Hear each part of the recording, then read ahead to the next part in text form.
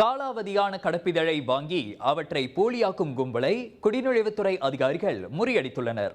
இந்த கும்பலின் முதுகெலும்பாக செயல்பட்ட 38 வயதுடைய வங்காளதேச ஆடவனை குடிநுழைவு அதிகாரிகள் கைது செய்தனர். காலாவதியான கடப்பிதழ்களை பொதுமக்களிடமிருந்து 1000 ரிங்கிட் முதல் 1500 ரிங்கிட் வரை அவற்றை வாங்கி அதிலுள்ள தகவல்களை மாற்றிய பின் பயண ஆவணங்கள் இல்லாத வெளிநாடுகளின் பிரஜைகளுக்கு போலி கடப்பிதழ் தயாரிக்கும் நடவடிக்கையில் கடந்த 2 ஆண்டு காலமாக அக்கும்பல் ஈடுபட்டு வந்ததாக குடிநுழைவுத்துறையின் தலைமை இயக்குனர் டத்தோ ருஸ்லின் ஜூசோ தெரிவித்தார். மேலும் போலி கடப்பிதழ்களில் உள்ள தகவல்களை பயன்படுத்தி ஃபோமேமாவின் அங்கீகாரத்தை பெறுவதற்காக 600 ரிங்கிட் முதல் 1000 ரிங்கிட் வரை வழங்கி வந்திருப்பதாக இன்று காலை புத்ராஜயாவில் நடைபெற்ற செய்தியாளர் கூட்டத்தில் ருஸ்லின் ஜூசோ கூறினார். இந்த கும்பலுக்கு முக்கிய உதவியாளராக இருந்து வந்த 40 வயது மதிக்கத்தக்க பிலிப்பீன்ஸ் பெண் ஒருவரும் கைது செய்யப்பட்டதாக அவர் தெரிவித்தார்.